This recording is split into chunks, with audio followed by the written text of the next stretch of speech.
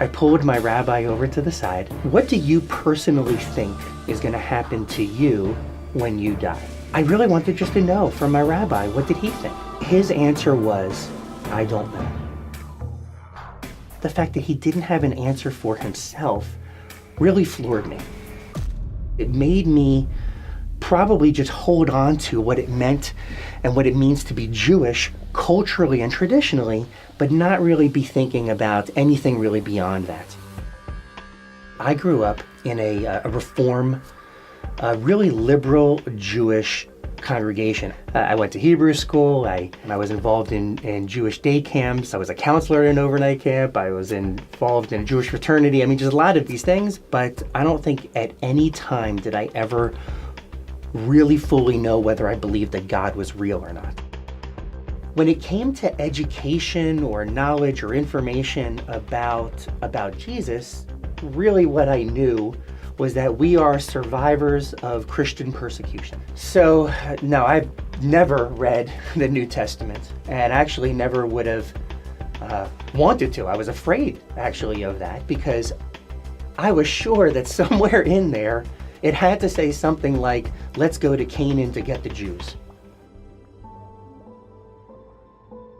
I understood from just growing up Jewish about the importance of atonement, and that really made me nervous. If God was even real, I realized that I was just so far away from him. I was mucky and dirty, and it was as if I was as far away from God as the moon is from me. And I had no way of being able to get back together with God or have atonement.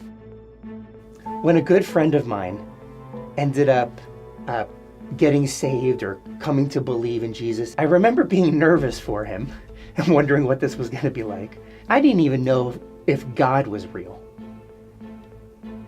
let alone anything about Jesus.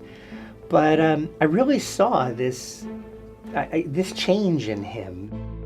It was like a serenity, love, and peace and confidence that he had. And I think because of that, I was more open to want to learn a little bit more about what actually happened in his life.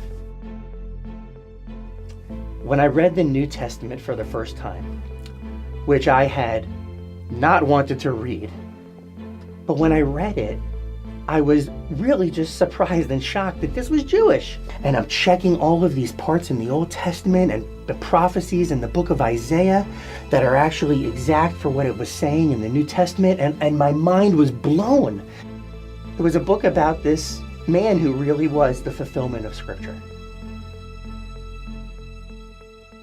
And actually, it was when I was reading about Jesus in the New Testament that I realized that he is actually my way to be able to get back to God.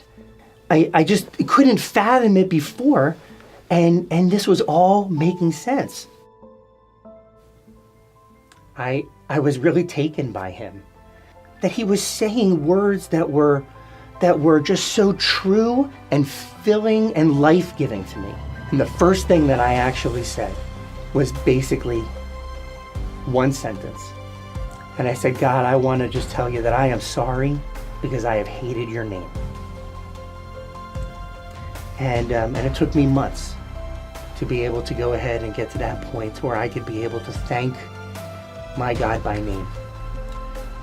I still have ups and downs in life, but it's a whole nother reality to know and to walk with God, and to know that I will actually have the miracle of forgiveness of my muck and forgiveness of my sin.